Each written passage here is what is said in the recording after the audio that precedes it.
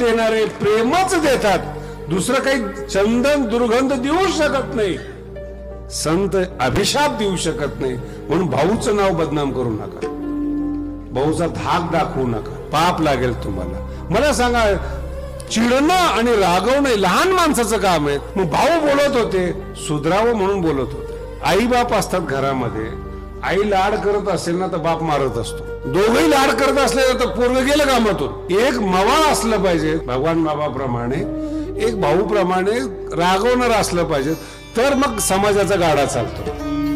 दोघही समाजाने कुठं जायचं, हे बॅलन्स म्हणतात. हे दोन नियम चालले पाहिजे.